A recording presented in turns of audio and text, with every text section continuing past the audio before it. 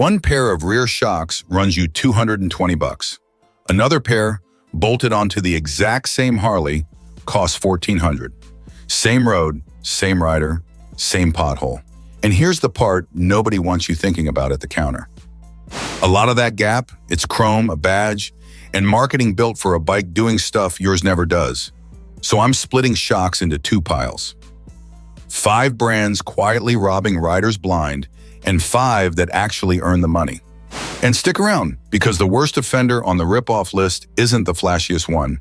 It's a hand-built pair north of 1,300 bucks, with a wait time that'll honestly make you laugh. We'll get there.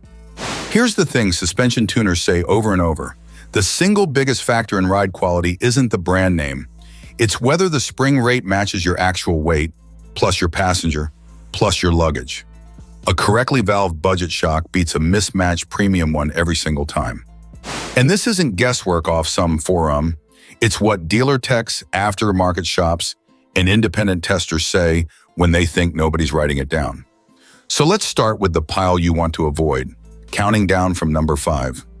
Number 5 on the rip-off list, Harley-Davidson's own OEM Showa emulsion rear shocks, the stock replacements for the touring and softail lines.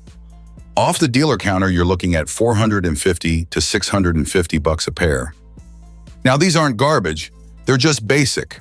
Most are non-adjustable or preload only, the internals are entry-level, and they're not rebuildable. They fade, you toss them. You're paying premium dealer money for damping barely better than a $150 aftermarket unit. The dealer secret? That same base unit often sells online for less, just without a Harley part number stamped on the body. You're literally paying for the stamp, which is bad. But number 4 figured out how to charge even more for even less. If you're finding this useful and you'd rather not get fleeced this riding season, do me one favor, hit that like button and subscribe. It genuinely helps the channel keep cranking these out. Number 4, the Chrome Show Shock crowd. Boutique resellers and outfits like Custom Dynamics selling chrome finish show shocks, various rebadged units for 500 to 800 bucks a pair. And yeah, they look absolutely gorgeous in the sun. Here's the ugly truth under the shine. Chrome plating adds zero performance. Nothing. The internals are often identical to base model shocks costing half as much. You're paying a couple $100 for reflection. And a ton of buyers grab these purely for looks without ever checking spring rate for their weight. Buy the Chrome if the Chrome makes you happy. Just know what you're actually buying. But at least Chrome's honest about being cosmetic. Number 3 dresses up dirt bike technology and sells it to cruiser riders like it's an upgrade. Number 3, FOX Racing. Specifically the Podium RC2 piggyback shock in cruiser conversion kits, running 900 to 1,200 bucks. FOX is a legit name in the mountain bike and off-road worlds, and that's exactly the problem. That piggyback reservoir tech comes from mountain bikes and dirt, where suspension gets hammered for hours. On a Harley cruising the interstate in a straight line, that reservoir does almost nothing you can feel. Aftermarket shops say it flat out. Piggyback and remote reservoir designs only shine under sustained hard use. Canyon carving, track days, heavy touring loads. That's when it earns its keep. Grocery runs and weekend rides to the diner. You're paying $1,000 for engineering that stays asleep. And speaking of paying for things you'll never use, number 2 is the poster child. Number 2, Ohlins, the HD 3646 series rear shocks, 1,100 to 1,400 bucks a pair. And let me be crystal clear here. Ohlins builds genuinely brilliant suspension. This isn't a quality complaint. It's a use case complaint. This is road race-derived damping with adjustability most cruiser riders will never use, and honestly never tune correctly. The gap between a $220 progressive pair and a $1,400 Ohlins pair isn't felt on the highway the way that price tag screams. Here's a sentence worth writing down. The Ohlins HD 3646 at up to 1,400 bucks is superb hardware, but for a straight-line highway cruiser, it's paying for racetrack adjustability you'll never dial in. Overkill isn't a bargain, and the number 1 ripoff makes even Ohlins look reasonable. Number 1 on the ripoff list, the one I teased at the start, Works Performance, the premium custom order line, Fully custom hand-built shocks with a remote reservoir, $1,300 and up per pair. The craftsmanship is real, so are the lead times, and they'll test your patience.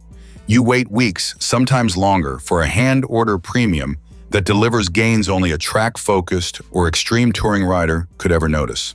For the average cruiser owner, that's a small fortune for a difference you won't feel. So that's the wall of shame. Harley OEM, Chrome Show shocks, Fox, Ohlins, and Works Performance Custom. Now flip it, because the good news, the shocks actually worth your money mostly cost a fraction of that. Let's count them down. Number 5 on the worth it list, Burly Brand, the Slammer series lowering shocks, $180 to $260 a pair. Purpose-built for shorter riders who want a lower stance and both boots flat on the ground. What I like is that Burly doesn't overpromise.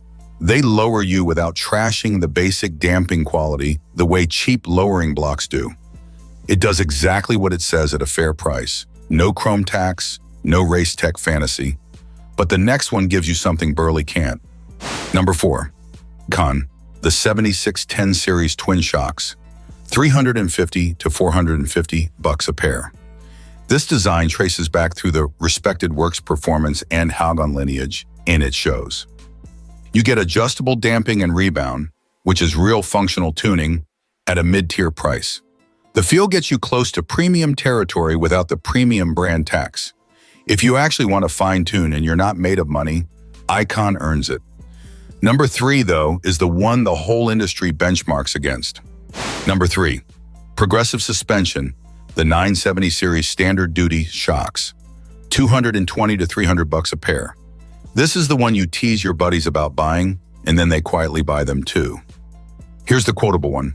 The Progressive 970 at around $220 gives you progressively wound springs that noticeably improve ride quality over stock for roughly a third of the price of premium shocks.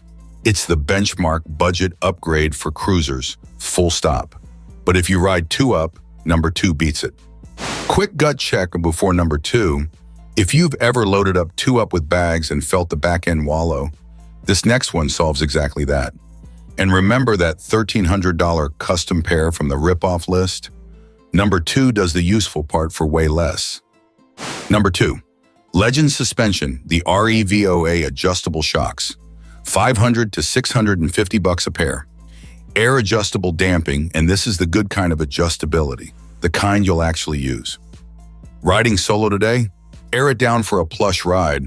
Loading a passenger and full luggage tomorrow? Pump it up and hold your ride height.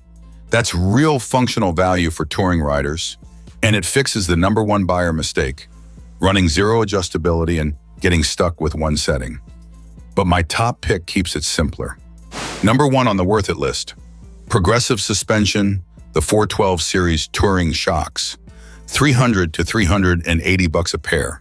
Yeah, Progressive again, but a different animal, built for the touring crowd. You get adjustable preload and genuinely solid damping for touring bikes at a fraction of premium brand money.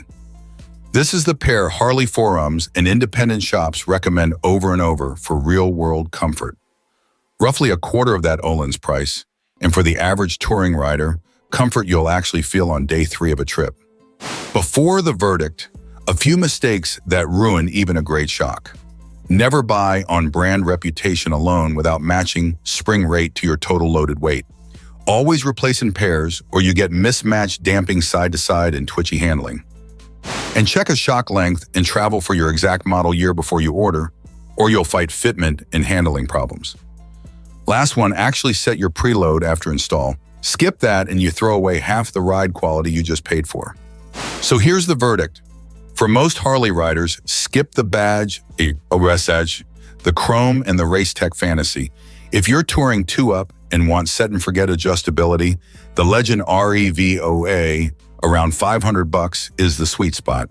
If you want the smartest all-around value, the Progressive 412 at about $300 is the one I'd bolt on myself. Before we finish the worth it list, I want to hand you the stuff that actually saves money. Because picking a shock isn't about the biggest brand. It comes down to 2 or 3 numbers most riders never even look at. Number 1 spec. Spring rate matched to your real weight, not the bike's weight. Your weight plus a passenger plus the luggage you actually carry. A correctly sprung $200 shock will ride better than a mismatched $1,400 one every single time. Number 2, shock length and travel for your exact model year. Get this wrong and you'll bottom out over bumps or throw your handling off entirely. Check your service manual, not a forum guess, because a ½ inch off changes everything. Number 3, adjustability you'll actually use. Preload for load changes? Genuinely useful. Separate compression and rebound clickers? Only if you know how to tune them. Otherwise, you paid for dials you'll never touch and probably set wrong. Now the mistakes.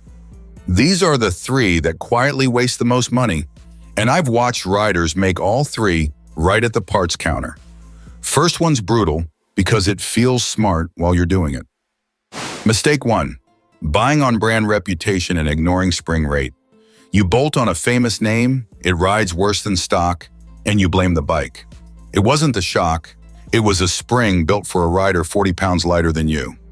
Mistake 2, chasing more adjusters, thinking more equals better. Most riders never properly tune a multi-adjustable shock and end up worse off than with a well-matched simple unit. Complexity you can't use isn't an upgrade. It's a downgrade you paid extra for. Mistake 3, and this one drives tuners crazy, replacing just one shock or never touching preload after install.